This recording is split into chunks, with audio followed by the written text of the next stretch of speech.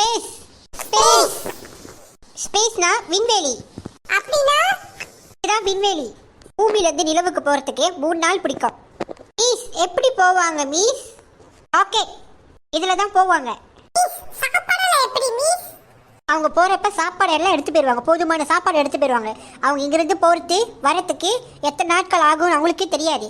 So அவங்க என்ன பண்ணுவாங்கன்னா அதுக்குள்ள சாப்பாடு எல்லாத்தையும் அவங்க தயார் பண்ணிட்டு தான் போவாங்க. மீஸ் ஏன் அங்க போறாங்க? புது புது கண்டுபிடிக்கிறதுக்கு அங்க போறாங்க. அங்க போய் நில தண்ணி இருக்கான்னு பார்க்க போவாங்க. மனுஷங்களாம் வாழ முடியுமான்னு பார்க்க போவாங்க. ஆராய்ச்சி பண்ணுவாங்க அங்க போயிட்டு. இப்போ நீங்களாம் ஃபோன் பார்க்குறீங்களா, அங்கே மேலே பற்றி சேட்டலைட் இருக்கும். அந்த சேட்டலைட் ஏதாச்சும் ப்ராப்ளம்னா இவங்க போய் அந்த சேட்டலைட் வந்து சரி பண்ணுவாங்க. அவங்களோட பயணம் மேலே தான் இருக்கும்.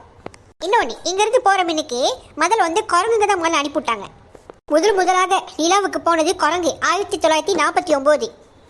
முதல்ல வந்து குரங்கு அனுப்பிவிட்டாங்க. குரங்கு மேலே போயிட்டு எந்த பாதிப்பும் ஏற்படலை. ஸோ அது வந்து சேஃபாக வந்தனால தான் இங்கே உள்ள சயின்டிஸ்ட்காரங்க அடி வந்து கால் எடுத்து வச்சாங்க.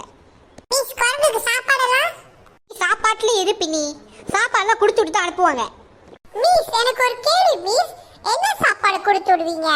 இப்ப பணம் கொடுத்து விட்டாக்க அந்த பணம் கெட்டு போயிடாது? ஒருவேளை அங்க ஐஸ் பட்டி இருக்கும் போல இருக்கு. இங்க இருந்து அனுப்புறப்ப சயின்டிஸ்ட் கரெக்டாக தான் கொடுத்துருப்பாங்க சாப்பாடெல்லாம். அதெல்லாம் எந்த கட்டுலாம் போகாது. இன்னைக்கு கிளாஸ் முடிஞ்சு நாளைக்கு வேற சப்ஜெக்ட் படிக்கலாம்.